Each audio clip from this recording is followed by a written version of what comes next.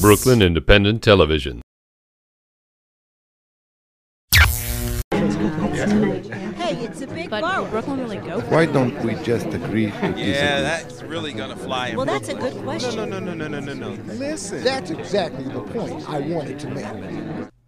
Bart has his Nelson, and Arnold had the Gooch. Even Rugrats dealt with Angelica. But bullying is no laughing matter. A 9th grader in Staten Island quits attending classes after being bullied and assaulted because of his Muslim heritage. And we all know what happened with Rutgers student Tyler Clemente. Whether you were bullied or did the bruising, it's an age-old problem that's finally getting the attention it deserves. This is Intersect, and today we're talking bullying. I'm joined by Nadia Lopez, principal of the Mott Hall Bridges Academy in Brownsville, and Erin Drinkwater, executive director of the Brooklyn Community Pride Center. Thank you both for being here. Well, thank you for having us. So, sort of from the sublime to the ridiculous, I poked fun a little bit of bullying in the culture as we see it on sitcoms. It's very evocative of seeing bullies that we can laugh at on TV, and that's sort of a running thing. But this new documentary shows what the face of bullying is like in one particular town for one particular 12-year-old. But like I said, it's a universal thing that's happened to everyone here, I'm sure, and everyone watching at some time. So in Brooklyn, in the school level, every day you're there with students, Principal Lopez. Yes. How do you deal with bullying in your school? Well, since I had to actually create the school from scratch, I felt like bullying was one of those areas as part of building a culture that we needed to target head on. So I created a no bullying tolerance policy in the building in which we have to develop tolerance. So it was important to educate all of our scholars on what the expectations are. And the first one for us was respect. And so we had to dissect what that word respect meant because we often use words, but we don't ensure that children understand what that looks like, what that feels like, and what that sounds like. And then developing a tolerance and understanding for the diversity of individuals. So in Brownsville, you have individuals that come from pretty much the same socioeconomic background. And so they live in housing developments or there's a single parent household, but then there's also those families who are working class. And so sometimes there's this divide because it's generational and there's this struggle. And so we had to identify like what are those struggles, because the issue of bullying really has to deal with how uncomfortable am I with myself. The bully, the person who's the bullier or what we would call the aggressor, they actually are the ones who are dealing with self-image issues. They're dealing with the broken home. They don't have voice at home. So when they come to school, they often act out. Right. They often want to put fear and harm and intimidate someone else because that's what's happening to them. They're powerful. Exactly. So it's the struggle for power, it's the struggle to be noticed, it's the struggle to have other people envy or want to fear you, but not understanding why I'm doing this. So we target that. You know, we have small groups with the scholars. I speak to all of the scholars. If there ever is a time when someone feels uncomfortable, I encourage the children, if they can't speak to me, to speak to a parent, to bring it to my attention. And because we're a small school, we can really target that. Right. But that's not also the case when you're in a larger school. And then the Department of Education really holds us accountable. Right now we have the initiative Respect for All. Right. A whole week yeah. that goes towards understanding whether it's someone's sexuality, religion, creed, race, that it goes to the whole week. But at Mott Hall Bridges Academy, I just felt like we have to do more than a week. It has to be every single day, because when the week is over, they go back to the same behaviors. So that's our focus. So I see you nodding vigorously, Erin. I think that Principal Lopez hit some important points and lined them all up. Yeah, and just one thing also though is that, you know, bullying now extends beyond the school day. Yes. Mm-hmm. Children are, you know, cyberbullied, and it's not a matter of leaving the schoolyard and then going home to a safe mm-hmm. space. It now follows you online, on the internet. And so it's wonderful to have programs in schools, you know, and extending the respect for all beyond a week. It certainly shouldn't be a week. It should be a practice every day. But then there are those schools that don't put that focus, and maintaining the fact that our young people need some guidance and how to manage these things, and also allow students, young people, an opportunity to know that they have adults in their life that they can go to and can respond to their issues and address some of these things, I think is also very important. I know the New York Civil Liberties Union did a study recently, more of a survey, where they were talking about bullying, and it was sort of a small sample. They talked to professionals, teachers, and paraprofessionals in 200 schools, and I guess they reported back from their own experience that the top 3 things kids are bullied about are their race, national identity, sort of religion came in as the first 2, and their perceived sexuality was the 3rd thing. So it's really basic stuff about who you are, whether it's just coming in, presenting, walking through the door, what somebody pegs you as. It's more than this kid has big ears. It's like walking through the door, what you're presenting and what someone's interpretation of you is. Right. So how do you get to the core of that sort of thing? These are problems that we deal with every day in representation on the news and just walking down the street. So how do you sort of bend a young mind walking through the door of your school? Again, it goes back to the culture and the expectations. What my vision has been is that every stakeholder has to adhere to what the expectations are. So that's the adults, those are partnerships, those are community-based organizations that are in the school, those are the administrators, and those are the scholars themselves. Because we have to model what our expectations are, but if we as adults are not doing it in the building and then we expect the children to do that, they're real quick to tell you, but such and such doesn't do it, Mr. Such and such doesn't do it. And so my expectations are you have to model expectations, and if you see the child acting in a way that would not be acceptable, we have to correct it immediately, because then what we're doing is reinforcing and we're allowing it to happen.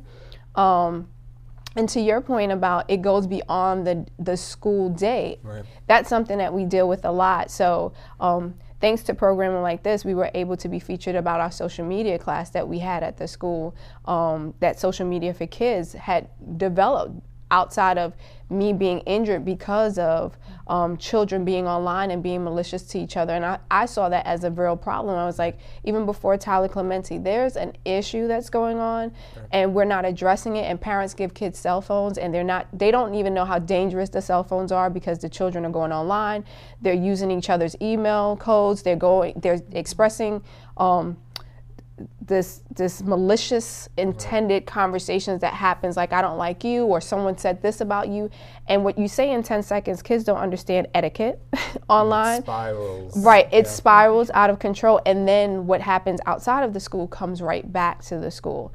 And that becomes something that it becomes a beast that we have to deal with, and no one said, we had to deal with that before in schools. It was arithmetic and English. Now we really have to teach them about cyberbullying and what does that mean, because they think it's not that serious. It's not a big deal. Why are we making it such an issue? And I'm like, you start to create this forum, right?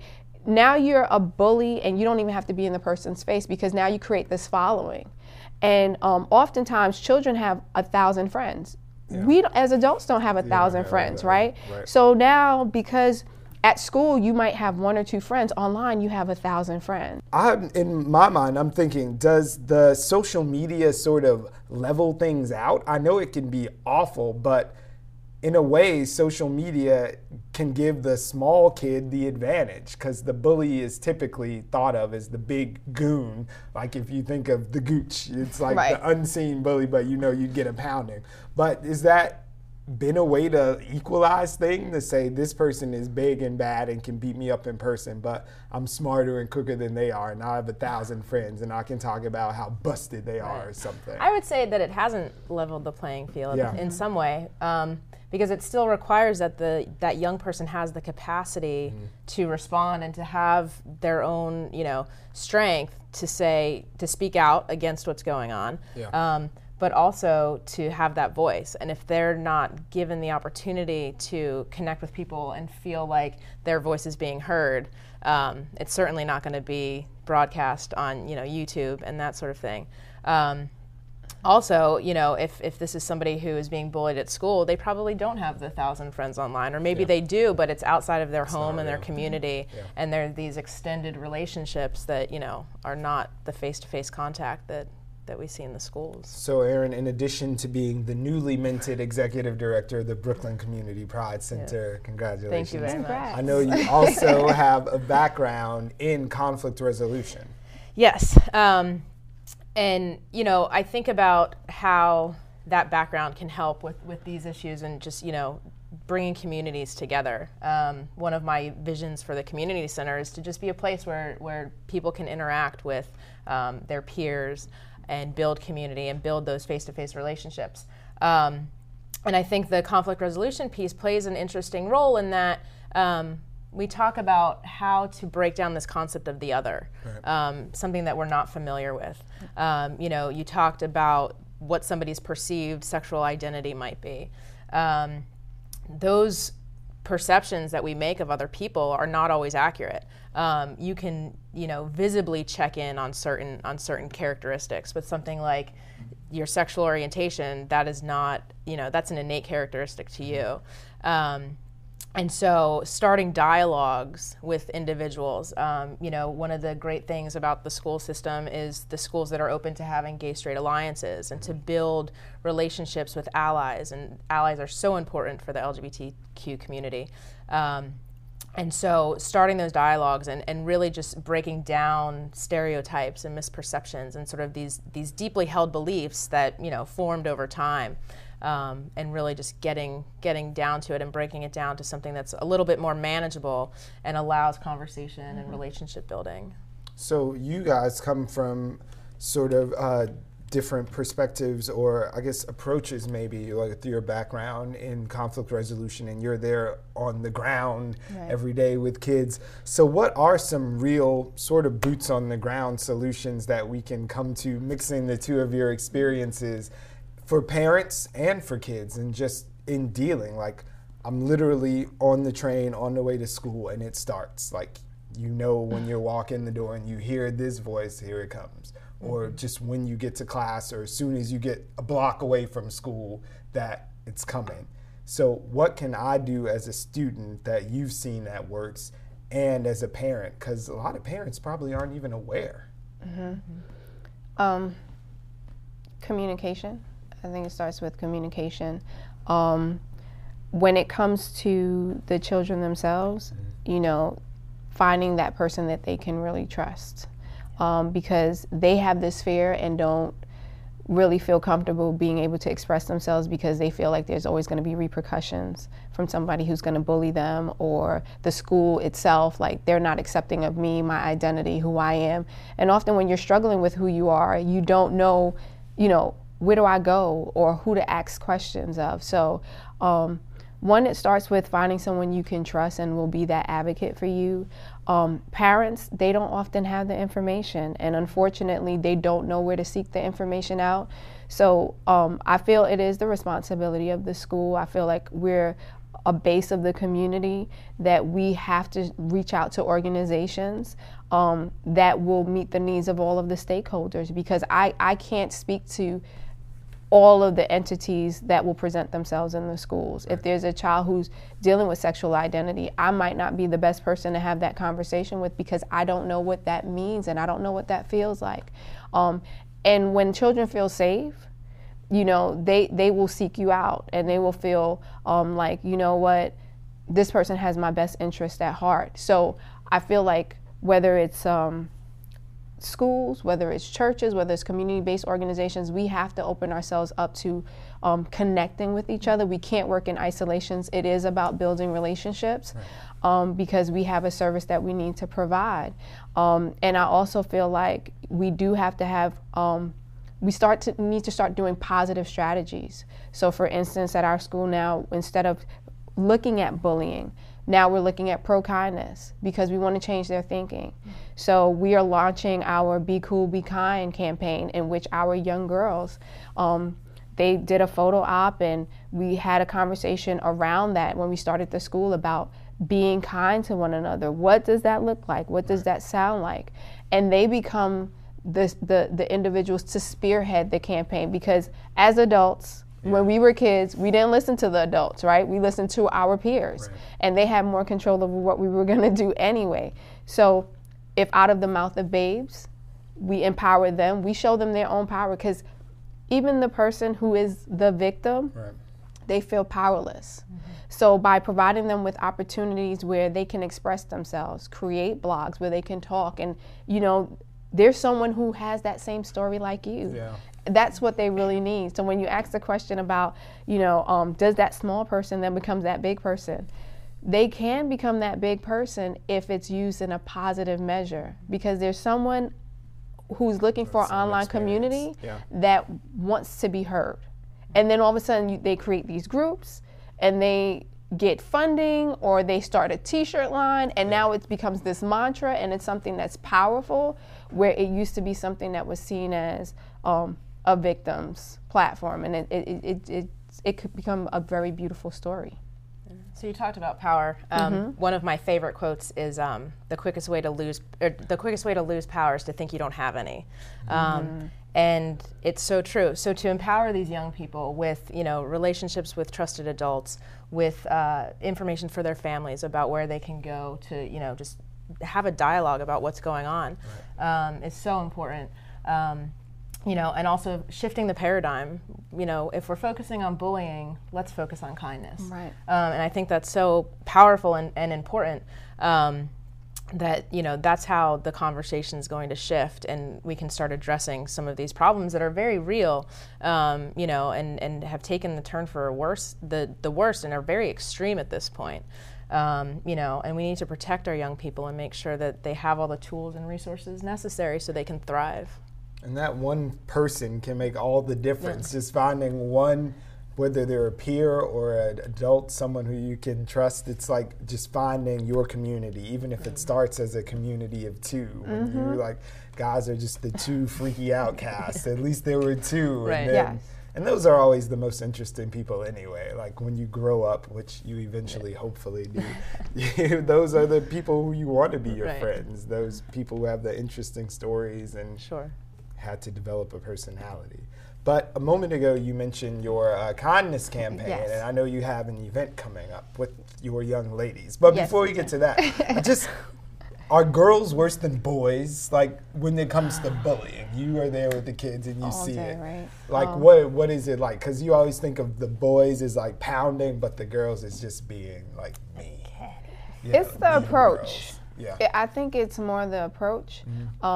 Girls target, like they're very strategic. That's the best way of saying it. They're strategic. Because I think just women in general, girls in general, they analyze situations, they analyze people, they know people's strengths and weaknesses, and they know and the girls are full out reactive. They are reactive. They don't think before they say anything. Boys, they do it, but they will do it based off of interest. Like they like to isolate. Oh, you don't like basketball? Yeah, we're not talking to you. Like you're not part of the cool crew. So it's more of what's your interest and whether or not you're tough enough to really be in this particular group. Whereas girls are kind of more like they're always constantly putting in, because society compares them so much. How do you look? Your weight size, your hair length, your complexion. So I think it really goes to their self-image, what they believe to be beautiful. Boys don't really, they don't deal with that. That's not important with them. It's more about how many shots did you make, how many girls can you get.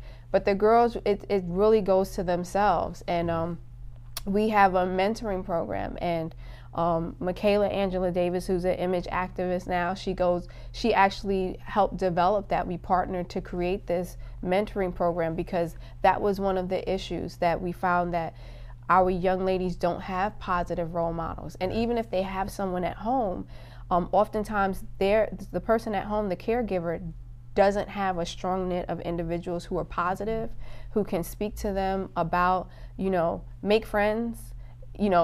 It's not about fighting first and then asking questions later. It's generational again. And so we've developed this relationship, this organization called the Shawn Society, that the girls have mentors, and the young ladies are about 20 years old, so they're mentoring the teens, because there's a gap, right? I'm a mom, Michaela's a mom, and so they're kind of like, you all are older and you don't understand what we're going through. But the 20-something-year-olds, they understand them. They're still like their big sister. So out of that, we kind of figured, we want to focus on not so much bully, because that's the term that's always used, but pro-kindness. How can we turn this negative into a positive? How can we tell the world at large that we don't have to emphasize the word bully, because it's not telling me anything else outside of that. It's not telling me how to behave myself any better. And the reality is, as much as it happens with children, it happens with adults as well. Right. Adults aren't always kind.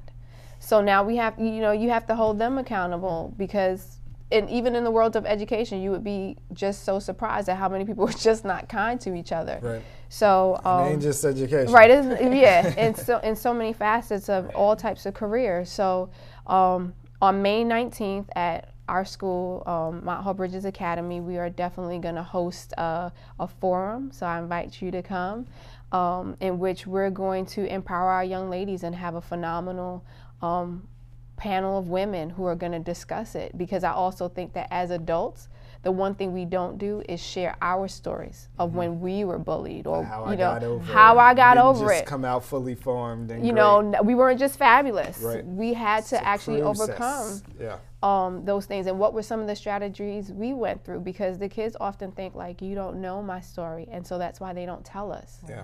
Because they don't think we know. I think that speaks to the It Gets Better campaign, right. Within the LGBT community.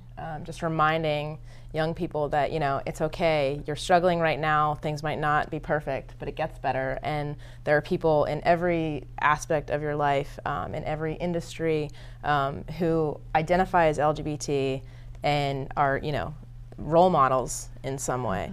But again, they need to know that they're out there and that they can have that conversation. Well, we're going to wrap up here in the next few minutes, so I'm going to ask each of you if there's anything we haven't talked about, if you want to share some sort of resource or action or event where we can connect and start to look for solutions towards shifting to a model of kindness and leave the bullying stuff behind.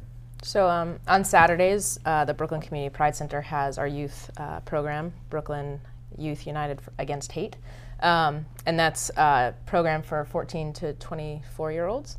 And it's an opportunity for LGBTQ young people to come together and sort of just build community. It's an opportunity for them to gain access to resources and interact with their peers and give them skills and tools so that they can, go back to their schools and talk about, not having a gay-straight alliance in their school, or speaking with adults about, being more visible as somebody who is a trusted adult, and, sort of safe spaces in schools. So that's a great program that we have. And for me, I would say Mott Bridges Academy. We can be Googled. We're on Facebook. You can find us on Twitter. But every month we try to celebrate in some form or fashion our scholars in the community. So whether it is our Be Cool, Be Kind campaign, or our She Is Me, where we celebrate our women, or My Brother's Keeper's Luncheon for our young men, we're always constantly trying to figure out how to empower and embrace everyone. And I would continue to say that even just the three of us here engaging in this dialogue telling people what they can do. I think the power comes within. And like you said, it can start with one person or two people. There's a safe space for everyone. It's just a matter of seeking it and engaging in conversations. And we need to stop being afraid to ask and to share.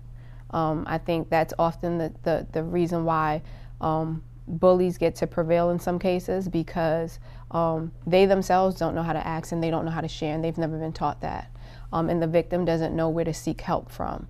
And so there's so many opportunities, especially with the online communities, that they can establish their own programs if they want to, and look for wonderful organizations like yours to even get started, and programs like this that they can go online and just seek more information. So I think we got to continue doing this because it's kind of like a fight, and it is that shift that needs to happen in people's thinking. But we've all been through it, and it does get better. And also May 19th is May your 19th event. is our event. event. Our cameras will be there, so Yes. I encourage you guys to get online and get the information and go and check out the It's Cool to Be Kind. It is. It's Be Cool, Be Kind. Be Cool, Be Kind. And our school is located at 210 Chester Street in Brownsville, between Bleak and Sutter. And again, they can find us online at Mott Bridges Academy. Awesome. So, one more thing. The Brooklyn District Attorney's Office has a program for young people up to grades 4 through 9 where you can upload a video on their YouTube page and talk all about why it's not cool to be a bully. There's lots of different categories, but they're encouraging students to send in 90-second videos about bullying. And if you win, you can be the district attorney for the day. Nice. So go to Charles Hines' YouTube page and upload your videos for a chance to be DA for the day, and we'll air your video here when you win. But I'd like to thank Principal Nadia Lopez of the Mott Bridges Academy in Brownsville, and Erin Drinkwater, the Executive Director of the Brooklyn Community Pride Center, for being here today. Thank you for watching Intersect. We'll see you next time. Bye now.